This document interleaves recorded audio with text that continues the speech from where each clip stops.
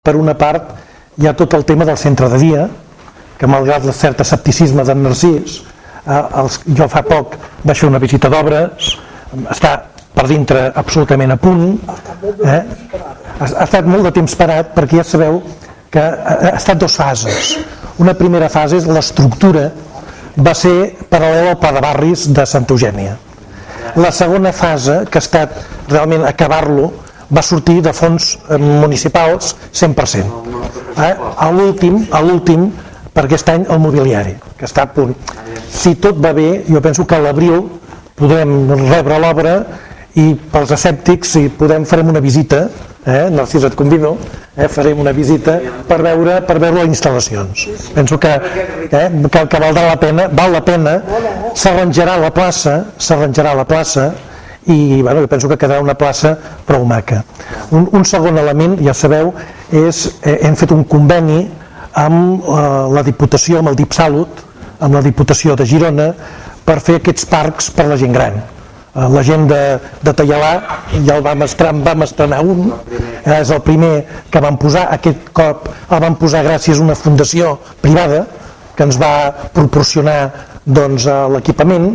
En aquest cas, aquests parcs, si no m'equivoco, seran 5, aquests 5 parcs més, que si tot va bé els farem en els 2 propers mesos, doncs se situaran en indrets claus on tenim gent gran.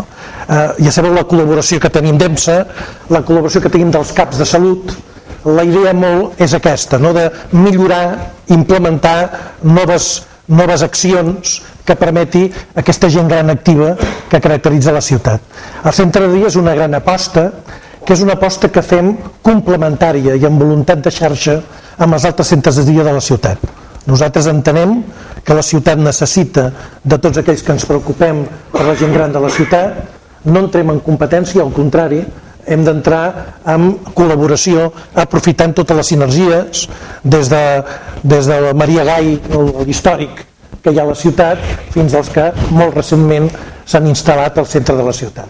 Penso que aquesta experiència ens és important perquè la nostra idea és fer un centre de dia municipal però que assumeixi els nous reptes d'un centre de dia modern, que es pugui portar persones per hores, que hi hagi el cap de setmana, és a dir, que tot i ser públic tingui aquestes prestacions que moltes famílies necessiten, que no volen abandonar a la persona gran, sinó que volen, en la mesura en què dies, hores, situacions no poden estar amb ells al 100%, que estiguin ben cuidats i que alhora se'n puguin cuidar ells en la mesura del possible.